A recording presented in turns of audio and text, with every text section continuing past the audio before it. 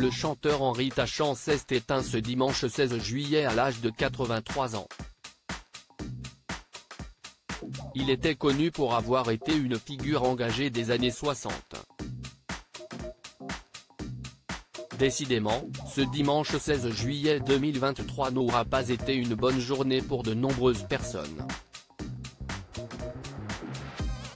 Le chanteur Henri Tachant s'est éteint près d'Avignon en cette journée estivale, tout comme l'artiste Jane Birkin ou le papa de Lola Dewar, qui a adressé un message à son père Patrick Dewar, décédé en 1982. Il était connu pour être un homme engagé dès les années 60. On lui doit les tubes Une pipe à Pépé, L'amour et l'amitié, Les hommes ou encore Ma femme et la chasse. Toutefois, il avait décidé de prendre ses distances avec le milieu artistique à la fin des années 90, malgré la sortie de ses 18 albums. Henri Tachant a été traumatisé par son enfance. Henri Tachant, de son vrai nom Henri Tachedjian, est né en septembre 1939 d'un père arménien. Il a grandi dans le Val d'Oise, après avoir vu le jour dans l'Allier.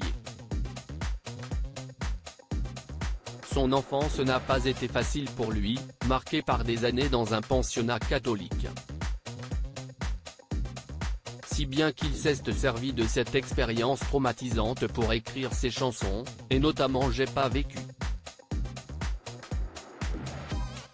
Moi le rescapé de ces rapaces, moi qui plus de 30 ans après bouffe et rebouffe du curé. J'ai pas vécu, chantait-il.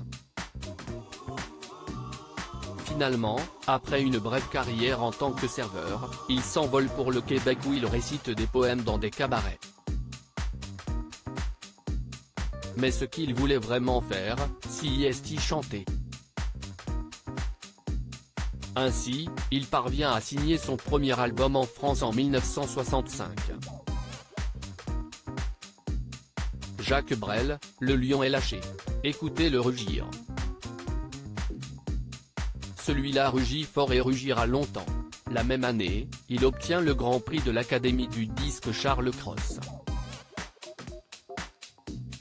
Pour Henri Tachant, c'est la consécration, d'autant plus que Jacques Brel signe la postface de son album, Le lion est lâché. Écoutez le rugir.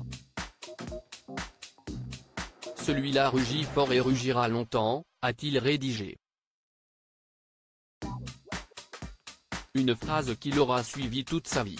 Résultat, il enchaîne les concerts en faisant les premières parties de Juliette Gréco, Georges Brassens, Félix Leclerc, Isabelle Aubray et Pierre Perret.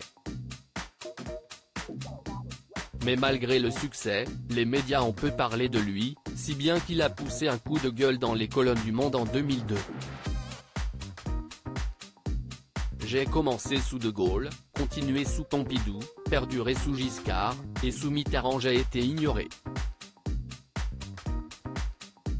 C'était chouette, finalement, la censure, t'avais un ennemi. Aujourd'hui, je ne sais à qui m'adresser. Les multinationales, Big Brother, avait-il déclaré.